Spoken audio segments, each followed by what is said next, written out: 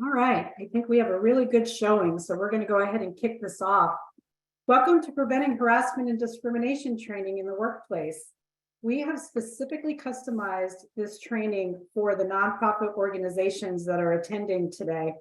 My name is Tracy Aparo. I am an HR professional with over 25 years of experience. I have two co-facilitators today. Mike Kreitman is an employment and labor attorney who has been practicing for 25 years. There you see Mike, he's waving, I think. And Jake Aparo, who is attending Edinburgh University pursuing his master's in business management. He's going to help us monitor chat today and support us on administration functions.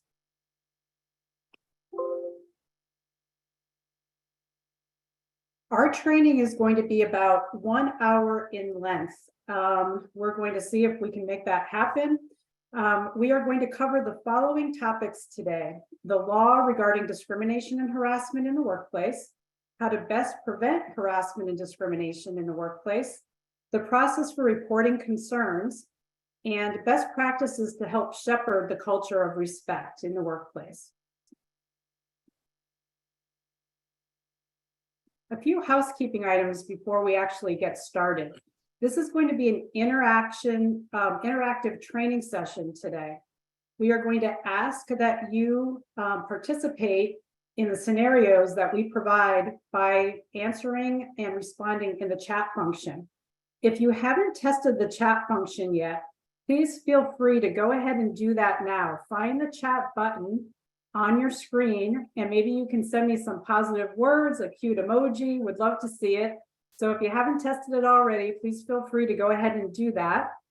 Also, I did want to remind everybody that this session is being recorded. So we have turned off your video and your audio due to the recording. So if you want to communicate with us, feel free to go ahead and add some things in the chat. You can also ask us questions via the chat. Jake is going to be monitoring that. And so he's going to break into the session so that we can get some questions on the table and answer that. If we progress along, we're going to hopefully take a 5-minute break halfway through the session. We will take that break away, though, if we have a lot of questions and a lot of interaction. So let's go ahead and get started. Why do you think it is important that we actually talk about preventing harassment and discrimination in the workplace? I am actually going to discuss some of the answers that I have here on the screen. But while I'm discussing them, I would love for you to give it some thought and provide us with some other answers in the chat. Again, why do you think it's important that we talk about this today? I first want to let you know that your organizations that have scheduled this training take this very, very seriously. Evident, they've scheduled this training with all of us. They are committed to educating everyone within your organization. Last week, we actually completed a leaders training, a 2-hour training for those that have supervisory responsibilities in all of your organization. Today, we're training all the staff members, and we are actually going to be completing a training with volunteers in your organizations as well over the next couple of weeks. It's also very important to understand workplace expectations and how to address and raise concerns. By doing that, we actually prevent future problems from happening related to harassment and discrimination. Ultimately, we all want to just be appreciated and valued at work. That's what we want. We want to come to work. We want to contribute. We want to feel good about contributing and working with others.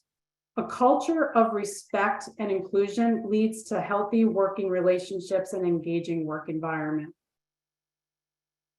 Jake, I'm going to pause here to see if you've got some other answers outside of what I represented on the chat.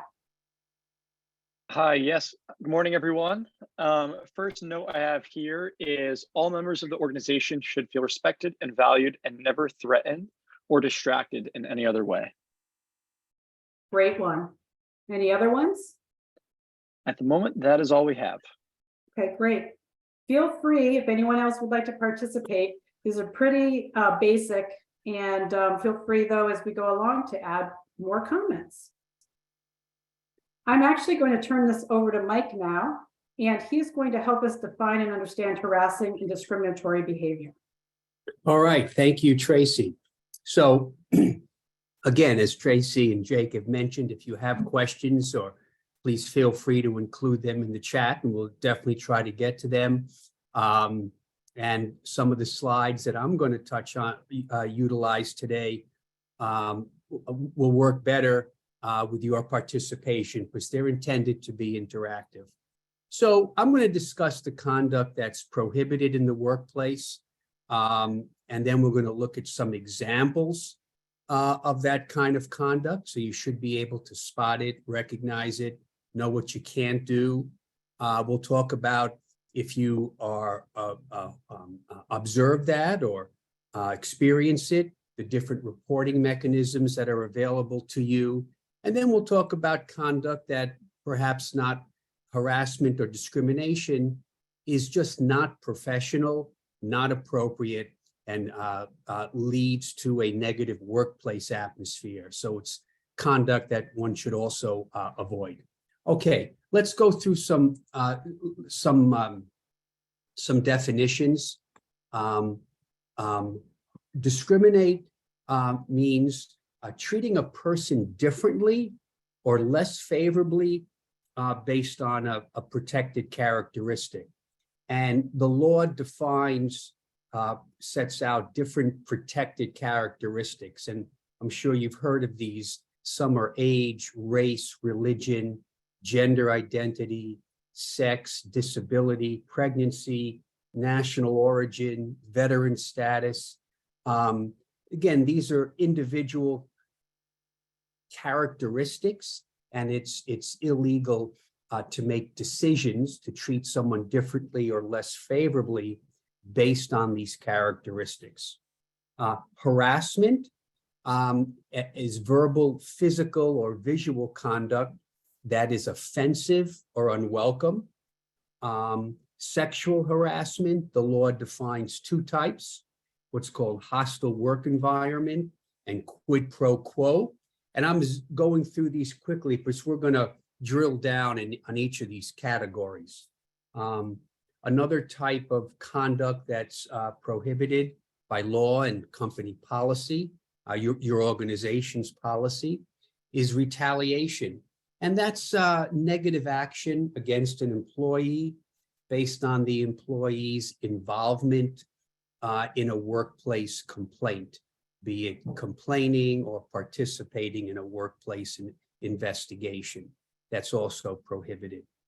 All right, let's talk, what is hostile work environment?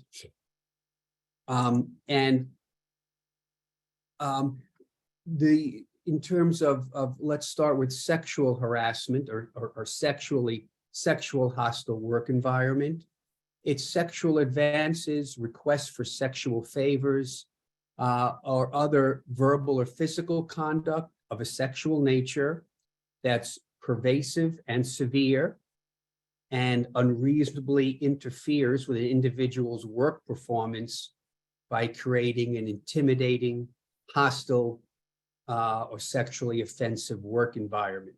A lot of words there. I'm going to go through some examples, but you can I can summarize this as unwelcome and offensive conduct of a sexual nature. Next slide. And some examples. Sexual innuendo, sexual innuendos or jokes, discussions of sexual activities, requests for sexual favors, offensive or provocative touching. You know, legally, touching is almost always going to be problematic, always. A case I handled recently, an employee had a hole in her t-shirt, and the hole was under her arm, next to her breast, and a male colleague pointed out the hole, but in doing so, he put his finger through the hole and actually touched her in a very private area. So touching is the best takeaway for you is per se wrong. Sexually charged conversations, discussions about sexual activities, which we talked about earlier. Vulgar, crude emails or text messages.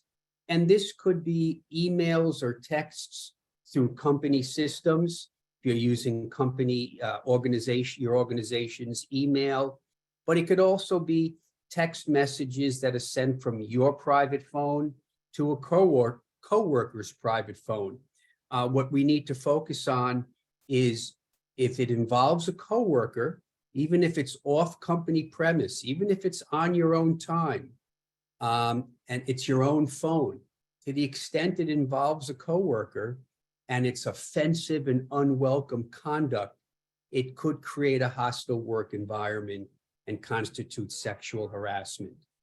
Likewise, sharing pictures of a sexual nature. Again, a case I'm handling now, we had one coworker who sent what I could best describe as triple X-rated pornographic pictures to another coworker.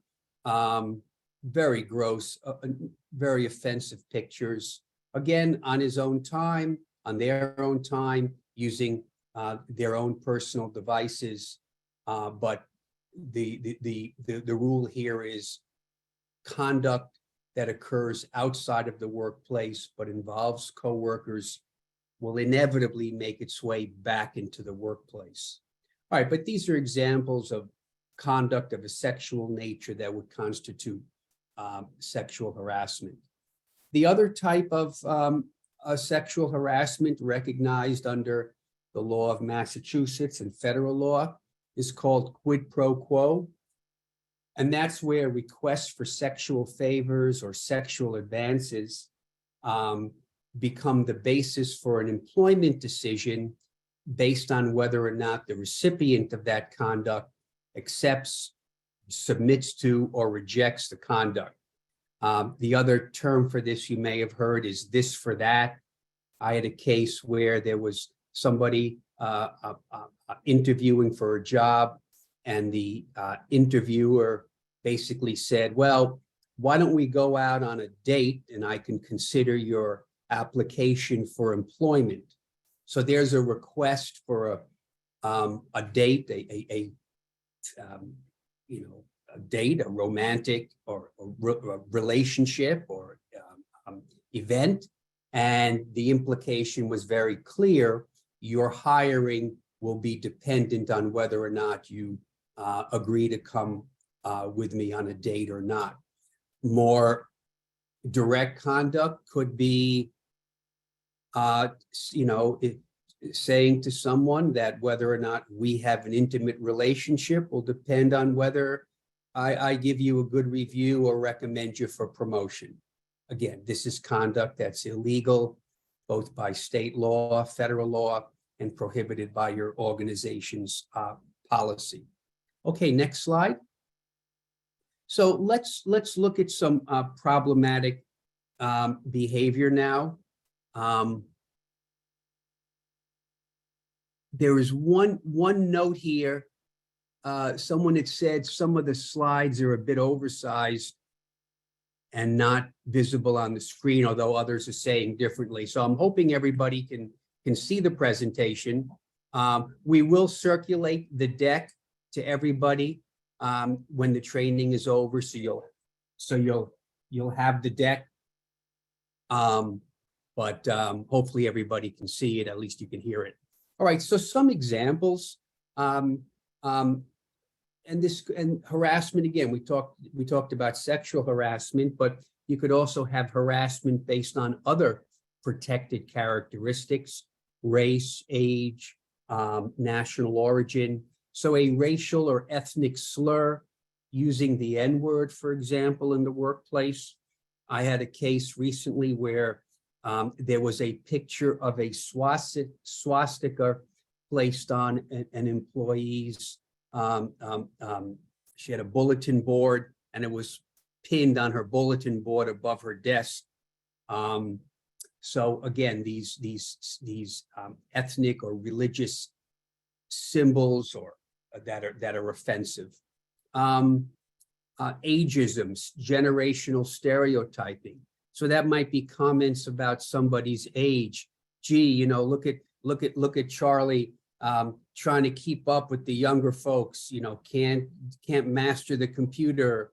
Look how long it takes him to read an email or send an email. You know, again, comments that are negative and certainly offensive based on someone's age. Staring, there's some physical conduct that could be offensive and unwelcome. You've heard the term elevator eyes, when someone is staring someone up and down or looking at body parts, someone's breast or legs, just staring at them. Again, offensive, unwelcome conduct. Asking for a date. Now, there's an interesting one. Asking someone for a date probably is not sexual harassment. But if you've been told no, don't want to go out on a date, and then you repeatedly ask the person for a date, that's when it crosses the line into harassment, sexual harassment. We talked about texting and sexual innuendos, cyberbullying or bullying, you know, using social media to communicate or disseminate offensive, unwelcome conduct could also be harassment. Okay, let's go to the next slide. And what about here are some common, I call them common excuses. Somebody says, well, I didn't mean to, or I didn't intend to offend anyone. Well, in the eyes of the law, someone's intent really isn't controlling here. The law creates what's called a reasonable person standard. Would a reasonable person be offended by the conduct? And if the answer is yes, then it's going to constitute harassment, prohibited harassment, and individual intent isn't relevant. How about everybody was doing it, so I thought it was okay? Well, just because everyone was doing it doesn't make it okay. Focus on the conduct, not what everyone is doing. It doesn't make it right. Another excuse I've heard over the years, well, no one complained about it, so I thought it was okay. There could be many reasons why people don't complain. They're not offended by it, but if a reasonable person would be, it's problematic. Sometimes people are afraid to complain. They're for whatever reason, or perhaps the person engaging in misconduct is a friend you've known outside of work, and people are hesitant to complain about friends. Again, doesn't make it right, doesn't mean it's not illegal or prohibited conduct just because no one complained. We are all very friendly. Listen, we spend a lot of time in the workplace, and having good workplace relationships and it is important, but you know, the way you would treat a friend or what you might say to a friend, that doesn't always fly in the workplace. And I think we'll talk a little later about the importance of being professional at all times. And that might mean that conduct that you would engage in with friends may not work in the workplace. It was off premise. I think I've talked about this. Even if it's off premise, on your own time, if it involves a coworker, you and that coworker or the people involved are going to meet in the workplace, and it will seep back in. It was a third party, not an employee, who engaged in the misconduct. Your organization has a responsibility to handle and prevent harassment by third parties. So that's also not an excuse. And should that be something you're aware of or experienced, you could use your organization's reporting procedure to raise that concern. All right, next slide. Okay, let's do a little, let's use the chat function and let's look at some examples. And I want you to answer, is it a hostile work environment? Could this be sexual harassment? We'll go one at a time. Let me read them out, and I'd like to see an active chat function here. One person says to another, "Do you need me to remove the lint from the back of your pants?" Is that sexual harassment? I'm seeing a lot of yeses. Good. I'm seeing a definitely. Good. And I would agree with all the yeses, which were universal here. That is, the intent of this, the innuendo is very clear. I will touch the back of your pants. I will touch your buttocks, is to be very direct, is what this suggests. Now, you might say someone has lint or something on the back of their pants and you want to point it out. Point it out. You know, there's something on the back of your pants. You may want to take a look at it, remove it. You've got a stain there. Could be appropriate, you know, but to offer to touch it, again, to me, that elevates it to a different level. So good. All right, here's another one.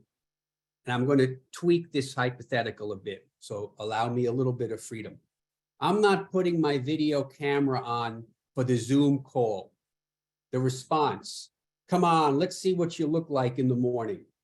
Let's assume this is a morning call. Sexual harassment? What do you think? And by the way, I just had this case. All right, I'm getting a lot of yeses again. Okay. Maybe, I got a maybe. Unsure. Maybe. All right. You know, and this is an interesting one. I think there's a real sexual innuendo here again. Let's see what you look like in the morning. What do you look like when you first wake up? The only thing missing is how sexy are you in the morning? I could see people who are, people are joking and they're just a little fast and loose, perhaps. They've known each other for a long time. There was no ill intent. It's a bad joke. And if people thought it was unsure, and again, I did say, let's see what you look like in the morning. So let's assume this call is in the morning. And someone wrote in tone matters, which I agree with. This is all very good. I like the responses. And I think the answer is it could be. If you know that these two people have worked together for a while, they're very friendly, maybe they let their guard down around each other. This may not be professional. Keep in mind, there's other people on the call. And other people may say, you know, that's not appropriate. And so we got to be aware of how other people might view our conduct, even if between these two people, this is how they engage. So, and when we began the training, I talked about some of the conduct we'll discuss today is in fact prohibited. Others is just unprofessional, but should all be avoided. And arguably, this could fit into that category. All right, another one. A patron greets an employee with a kiss on the cheek and a hug. Sexual harassment?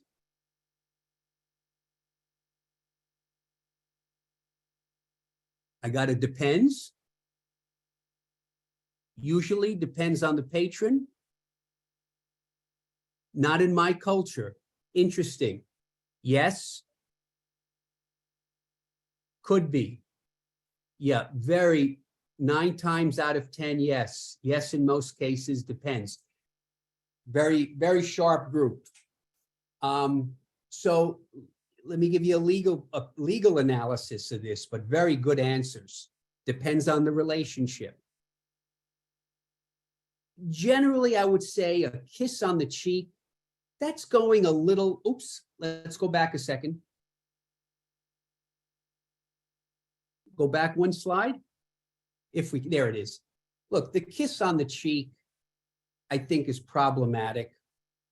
Giving someone a hug, look, there's coworkers, people I've worked with for 15, 20 years. When I see them, I give them a hug, they give me a hug, no issue. There are people I work with, I wouldn't think of touching. So I begin with the rule that touching is problematic. if you know the person well and this is how you greet someone else, okay, then it's okay. Many people I do hug who I've known for a while, I wouldn't kiss. I think that would cross a line. Now, someone said, is it cultural?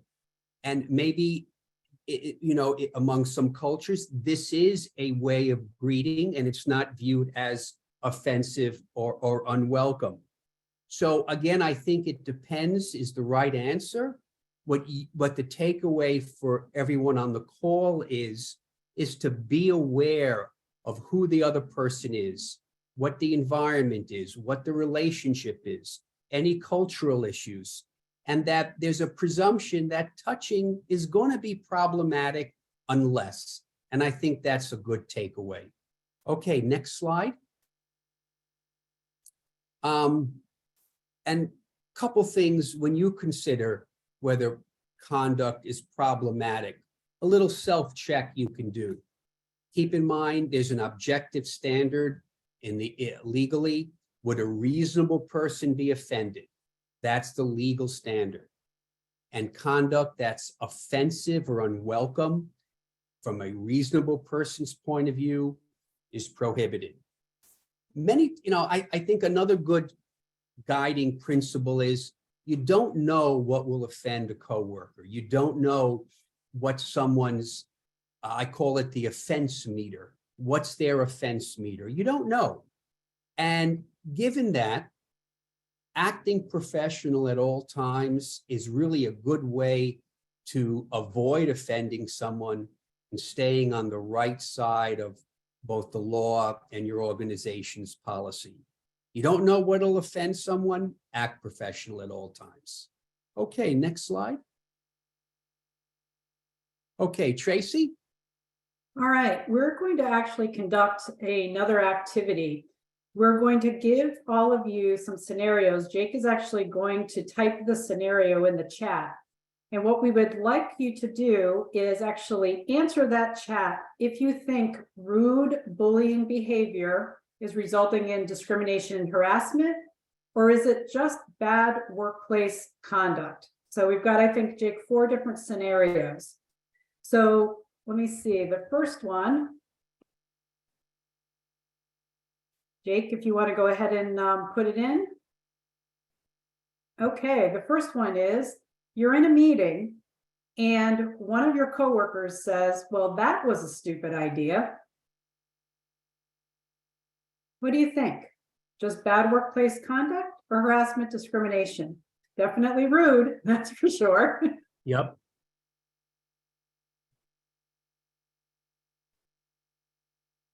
Bad conduct or tact, unprofessional, bad conduct. Anybody think that it's harassment or discrimination? Mike, I'm going to let you answer that one. And I'm going to say it could be. Yep, someone just said, is it a pattern? So let's say that this person only makes those rude comments to female coworkers, but not male coworkers, or Black coworkers, but not white coworkers, that they're geared towards people within a certain group. Well, then it could be harassment if in that category. What about the relationship between the people? Perhaps the person had previously made a complaint about workplace misconduct, and someone and the person, whoever said that's a stupid idea, was the subject of the complaint, and this could be retaliation based on the former complaint. So, generally, it sounds like rude, unprofessional behavior to avoid, but it could go into that other realm. Great. All right, let's do example number 2. Jake's going to type it in. What if you hold all of your work close to the vest and you don't share your work product or don't help new hires in training? Could that be harassment and discrimination?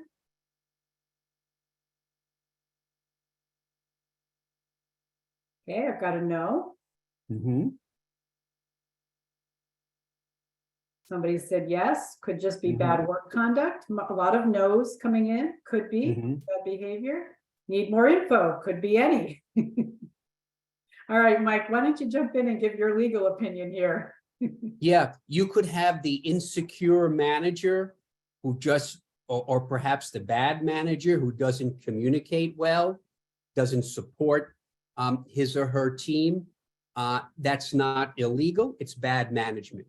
But I had a case, I had a case a while back where an employee complained about her supervisor engaging in comments, inappropriate comments of a sexual nature. And what did the supervisor do? The supervisor disinvited the complaining employee to the morning coffee meetings that she had in her office. Morning coffee, 10 minutes. But each morning, the supervisor would go over what had to be done that day, share any information that everyone had a business need to know. And the supervisor disinvited the person from the morning coffee chats, held information in. That's going to be retaliation based on the complaint. Great. So definitely wrong, could be into different categories. Great, great response, Mike. Jake, you want to go to example number 3? Workplace gossiping. So you're talking to a coworker and you tell them that you saw a pride flag in the Zoom background of one of your coworkers. Is that discrimination, harassment, talking about what you saw?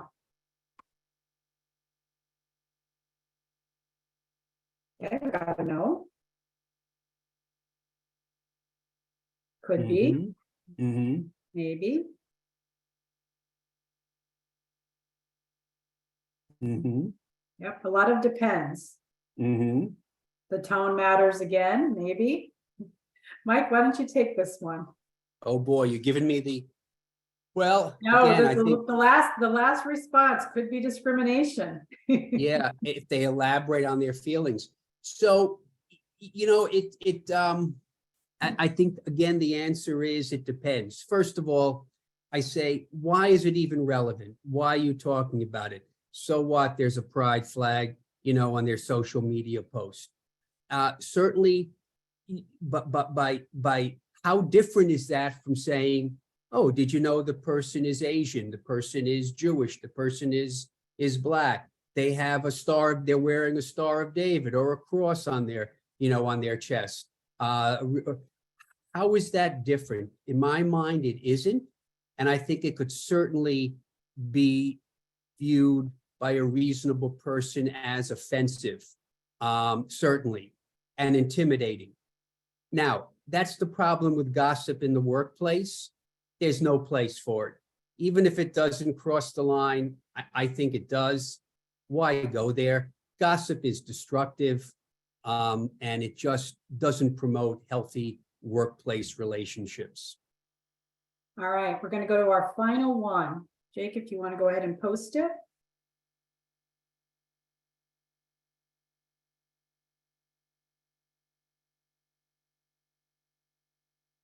Okay. Have you lost weight? You must feel a lot better.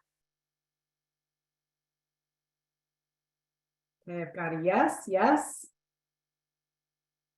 Okay, resounding yeses so far. And it's so funny, Tracy, everybody said yes. I have one rude. I actually had that.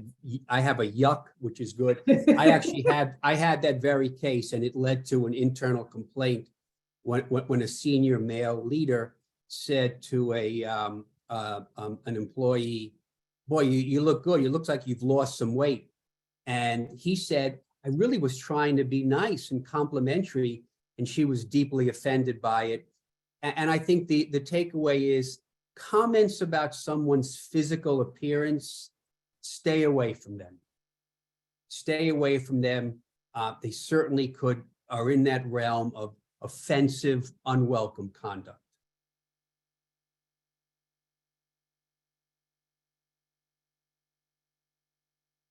Okay. And I think I saw this in all of the answers. A lot of people said when you consider whether conduct could be offensive, unwelcome, or unprofessional, consider the tone of voice that's used by the person. Impatience, again, this goes to the tone of voice.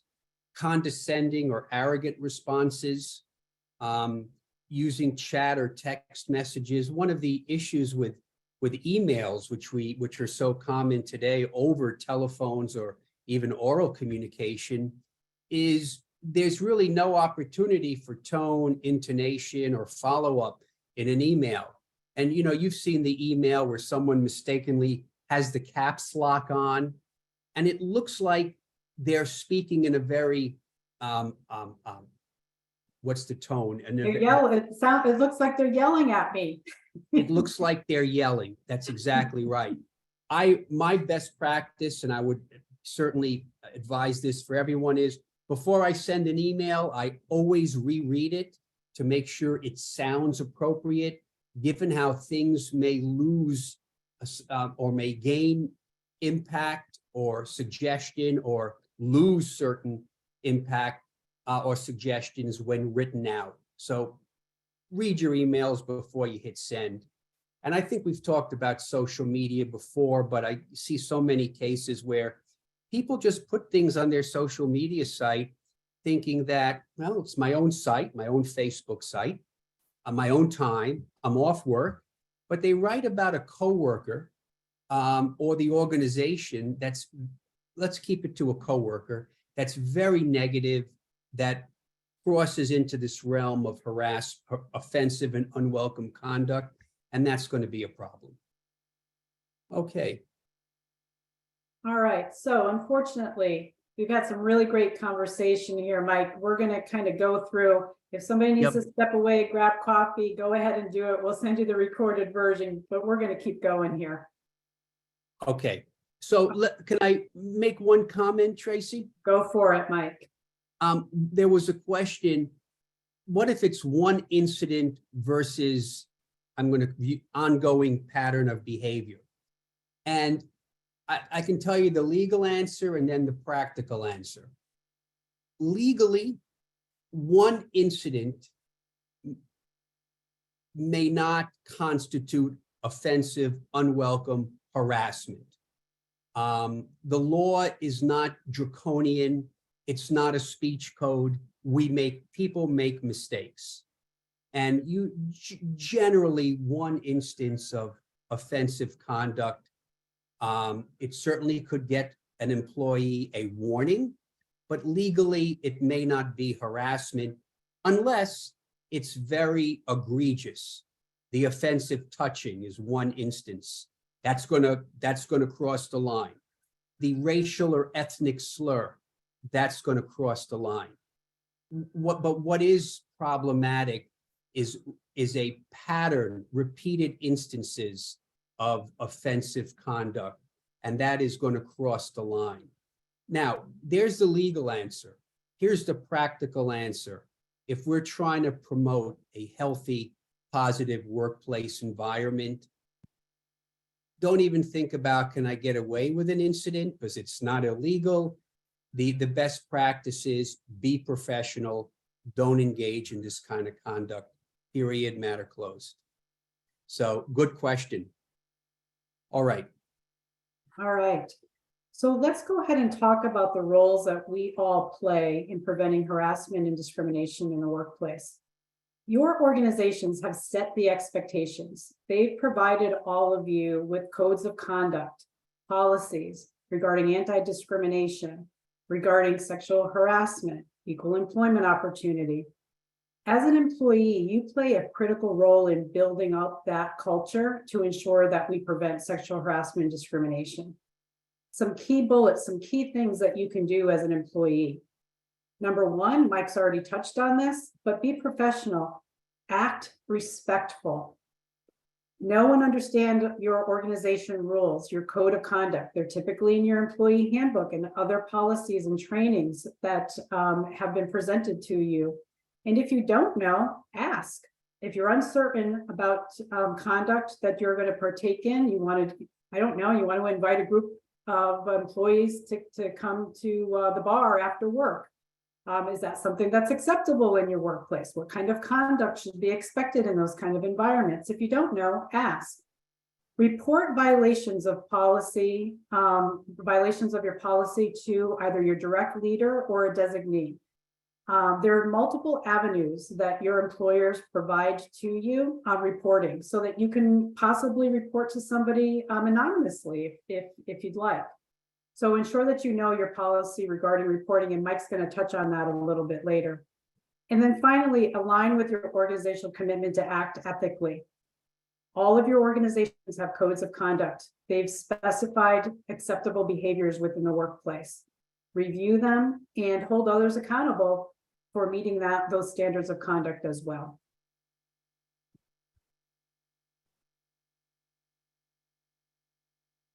Okay. So, Go ahead, Mike. okay. So again, let's talk about following up on this, on that slide. Stepping up and the role that you can play if confronted with this kind of conduct, to respectfully disagree. Again, to point out that this conduct is, I don't like it. It's bothering me. It's unprofessional. Steps, positive, proactive steps you could take: promoting inclusion, to involve your coworkers in your activities, in business activities, making a new employee feel welcome in the workplace. Peer intervention, when confronted with this conduct, to remove somebody, either the person engaging in it or the recipient of it, to remove them from the situation, diverting the conversation, changing the topic. It's okay for you to intervene, to take a step, to take a stand when confronted with this kind of conduct. One thing I always tell people is that, you know, an organization is not a person. An organization is made up of people, and people's conduct defines the culture in the organization. And getting involved and doing the right thing helps define that organization's culture. And finally, reporting through the organization's complaint procedure. You should see in your organization's policy, there are multiple avenues through which you could voice concerns or complain about conduct that you feel is going on. There's not just one avenue, there's multiple avenues, because your organization feels that it's important that this conduct get to the right source. For example, you may not feel comfortable complaining to your manager because it's your manager who is engaging in the wrong conduct. Well, there are other managers, an executive director, a board, multiple avenues for you to use in order to elevate this conduct and get it to the right, into the right hands for follow-up. All right, next slide. And I think we've talked about this. I mentioned in the last slide, but we elaborate here. Things you can say, you know, let's get the conversation back on track. Let's grab a cup of coffee. We've been asked to join another meeting. Again, to divert, to change the topic, but it's perfectly fine to say, can you stop that? You're making me uncomfortable. And, you know, that's within, you know, your power to say to someone when they're making you feel uncomfortable. In addition to raising it, you know, and elevating it to the right source, please, you should feel comfortable saying this directly. Okay, next slide. Reporting process, and I think I talked about that. You can review your organization's complaint procedure. You should be familiar with it. And as Tracy said, we've taken all of your leaders through this training and certainly let them know about the importance and the obligation of timely and appropriately responding to workplace concerns that are brought forward. So this message is, we're communicating this message to everybody in your organization. All right, next slide. And let's just, let's talk about the policy. I'm sure you've all seen the organization's policy, and it will say that harassment and discrimination is illegal and will not be tolerated. Multiple avenues to report inappropriate behavior. It includes a manager, your manager, an executive director, a board member, could be a third-party HR partner. It should say, and this is what your organization will do, is that a prompt and thorough investigation will be conducted based on the concerns raised. Confidentiality will be maintained to the maximum extent possible. It cannot, a concern or complaint can't be kept totally confidential because the organization has to investigate. That means talking to the person accused of misconduct. That is the essence of a good investigation. And it's also the fair and right thing to do to interview the person who's accused. We may have to talk to witnesses to the alleged misconduct. So we will maintain confidentiality. Only those with a business need to know will be informed. So it can't be totally confidential, but will be kept confidential to the maximum extent possible. Importantly, your policy says that there's no retaliation, no adverse action for reporting misconduct or participating in your organization's investigation. And finally, the organization will take appropriate remedial measures based on the results of the investigation to punish the wrongdoer and prevent recurrences. So not only is this conduct, harassment, discrimination illegal and prohibited by your organization's policy, but if it's corroborated that occurred, possible remedial action, termination, warning, suspension, coaching, but there are consequences for those who engage in this kind of conduct. Okay, next slide. And finally, let's talk about building and building a culture of respect and your role in doing that. And I think this should really summarize everything we've talked about today. One is being open to the needs, interests, and feelings of others. Embracing transparency and inclusion as core values. To seeing diversity as a strength, not as a problem or a weakness, but diversity implies multiple points of view, multiple perspectives that are brought to the table to address issues. Valuing each valuing each person, regardless of their role, their identity, or their protected characteristic. Being open, being curious, and open to others' experiences and perspectives. Questioning your assumptions before acting on them. We could do a whole training on this topic, sometimes referred to as implicit bias, and we're not going to do a whole training on it. But I think it's important. You might have an assumption about someone.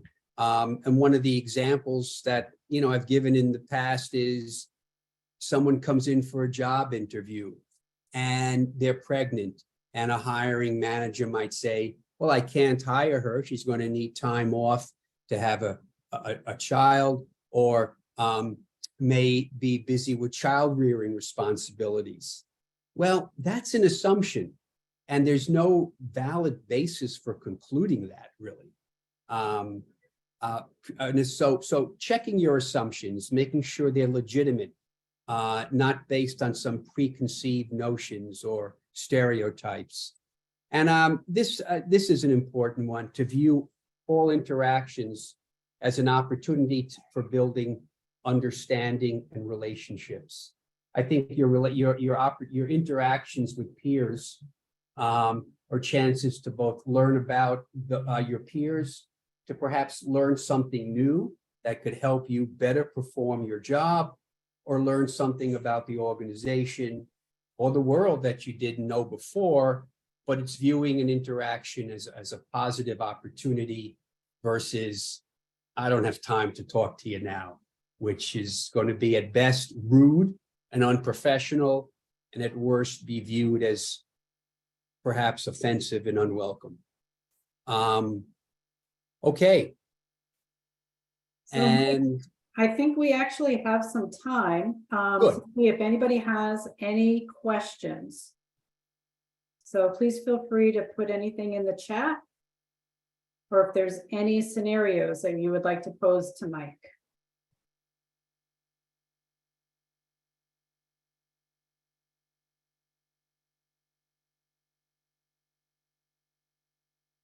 Okay.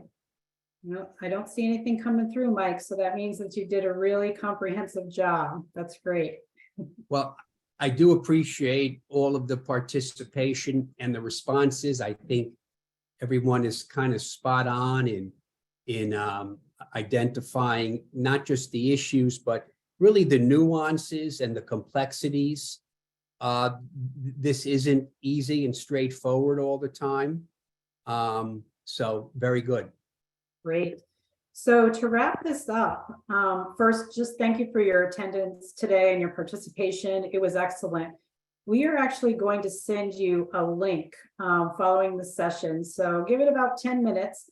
You're going to get a link from me. It's going to come from Tracy Aparo from eGauge, and it's going to be a link to confirm your attendance. So please be sure that you click on that link, and you'll actually have an opportunity to provide some feedback. And also, if you have any other questions that you think about, you can add it in there. We're going to be publishing an FAQ if we do get any additional questions, and your organization will send it out. Also, within the next couple of weeks, your organization is going to send out a link to this recorded session. Along with the deck copy. So you won't get it today, but your organization will send that out within the next couple of weeks. Thanks for all the great feedback. I see all of your thank yous. We really, really appreciate it. All right, everyone. Thank you again. I'm going to go ahead and end the session, and I'm sure that we'll all chat soon. Bye, everybody.